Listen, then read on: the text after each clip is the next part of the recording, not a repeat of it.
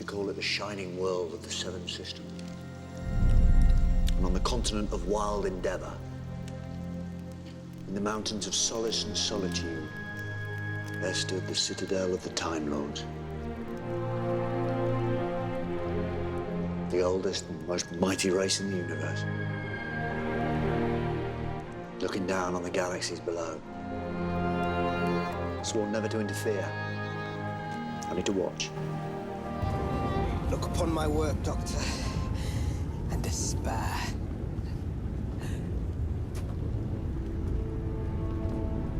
Remember how we used to run through those streets as children?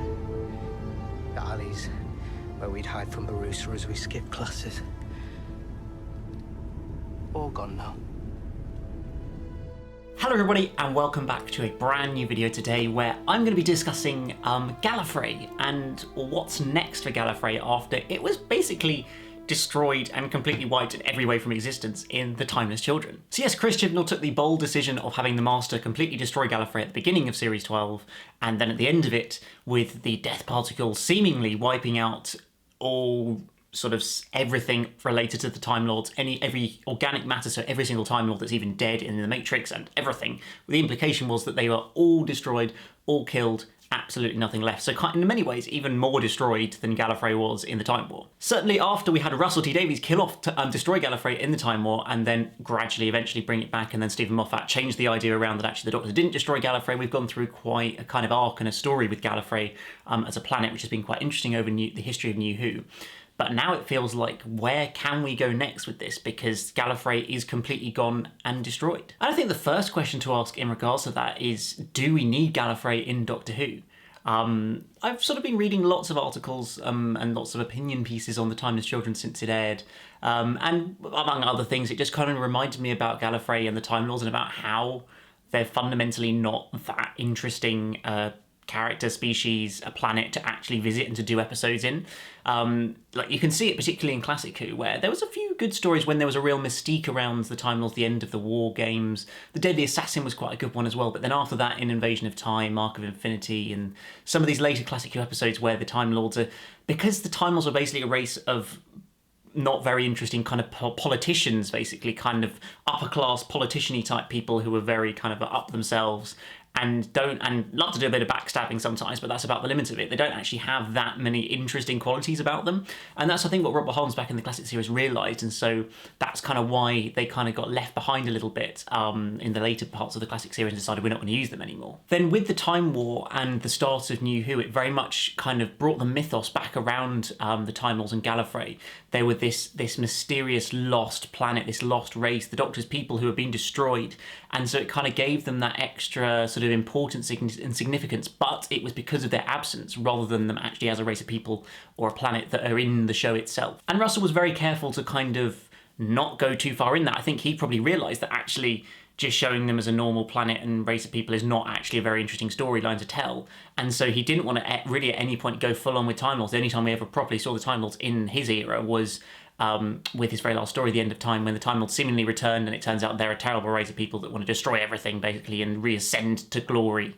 But before they're, of course, defeated by mainly the Master, more than the Doctor, in The End of Time. And that's about it for Russell's era, and kind of concludes the whole arc that he's been working at with the Time War, and all of that is kind of finished and done there, really. And then there are occasional references in the earlier Moffat era stuff, but there certainly feels like there's less of a focus on being the last of the Time Lords of his destroyed race of people in most of his era, until we get to Day of the Doctor, and then we get the big Time Lords introduced back into the show.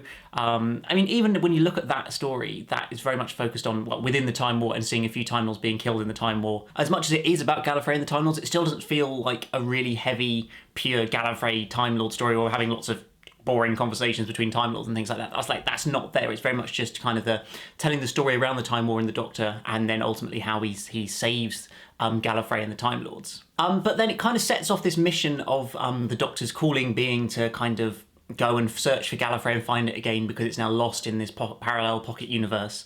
But then it feels like Stephen Moffat kind of realises that actually that isn't a very interesting thing to do, and it's not actually very interesting to go back to Gallifrey in the end anyway. And so the Doctor doesn't really spend any time trying to find Gallifrey except at the very end of Series 8, when all he's not done is not actually checked where it used to be, and as soon as Missy says, oh yeah, by the way, have you not looked where it used to be? It clearly shows how little the Doctor actually cares about doing it, because he hasn't even bothered to look where it used to be anyway, which just sort of reminds us of that, I think. And then again in the end of Series 9, Moffat subverts our expectations by suddenly we're just back on Gallifrey. Oh, okay, fine, it's not important. And it's not a Gallifrey story, it's not about Gallifrey. And I think it just reminds us again that Gallifrey doesn't actually need to be that important and isn't actually that significant a thing. It almost becomes better and more interesting in its absence than trying to tell actual stories on Gallifrey. So kind of gone a little bit off topic, but I just wanted to kind of cover some New Who Gallifrey history there. I felt like it was a good kind of context and backup for it. And I personally am not convinced that we need Gallifrey back, or at least not in the short term. I don't think that it's necessary in 2 or 3 years' time for us to have the big return of Gallifrey and the Time Lords in another big epic finale where they probably get defeated and destroyed again or something like that. Like, I do not think that is necessary. I think that if and when they do want to bring back Gallifrey, the probably best fan theory way of doing it would relate to Rassilon, because of course in Hellbent he got sent away by the Doctor, banished from Gallifrey by the Doctor as he became the president of Gallifrey, which was a great scene, a great moment, but it means that he presumably wasn't on Gallifrey when Gallifrey was destroyed by the Master and all the Time Lords were killed and all of that happened. So I feel like he could be the one in a future story at some point, hopefully long way down the line, 5-10 years time maybe. Rassilon could be the guy who kind of instigates the re-uprising of Gallifrey. Probably he'll be going a little bit mad and power mad and power hungry in that, trying to raise back up the Time Lords again. Because I do feel like it's important to have them as at least a part of the show, even if they're not visually on screen, just knowing of the possibility of their existence I think is important. In the moment, that's basically gone completely. I know they did the arc about the Doctor being the last Time Lord, the last of the Time Lords back in early New Who, but I don't know, it just felt different because yes, Gallifrey's destroying the Time Lord, but it always felt like there would be a reason for it to come back. Then the Master was brought back, and gradually it kind of came back into being, basically. And I feel like that's what we kind of need to happen at some point down the line with New Who, to just because as much as it doesn't need to be a significant part of any stories, I think just having it as some part to play in the background can be quite effective for the story. So I personally very much like the theory and idea that it would be Rassilon who would be the main guy involved in bringing back Gallifrey. I'm not quite sure how we're going to get past the whole Matrix has been destroyed thing. Maybe it's got to back up on another planet or something, I don't know. I'm sure a writer can create some sort of line as to how we haven't suddenly completely lost all Time Lord canon from the past, basically, which would be a little bit of a shame, I think, if there's not even any possibility for any Time Lord related stuff from the past of Doctor Who to come back again, because apparently it's all been wiped and destroyed. Thank you, Chris Chibnall. So yes, I think that the next thing, to answer the title of the video, the next thing for Gallifrey is to not be seen for several years, and then maybe in 5 to 10 years' time, under a new showrunner, under a new Doctor, in the future, for Rassilon to come back and him raise Gallifrey from the ashes again. I mean, it's still a little bit unbelievable how the Master just completely destroyed Gallifrey. Like, I'm not going to try and say that was a great idea and makes logical sense, because it doesn't. And we've had no explanation behind it. But I guess we just got to roll with it. So therefore, I guess off-screen, randomly, Rassilon can raise Gallifrey back up again, and suddenly Gallifrey will just appear and want to take over the whole universe again or something. I don't know. Maybe something crazy like that. But yeah, that's my theory, my thoughts on the future of Gallifrey in Doctor Who. I'd love to hear your theories. Would you like to see Gallifrey return soon? Would you like to never see it again? If you're going to bring it back, how would you do it? How do you think they should do it in the programme? I'd love to hear your thoughts down in the comments below. But that's just about it from this video, guys. As always, hit that like button, that subscribe button if you're new here, and I'll see you again very soon for another one. Goodbye.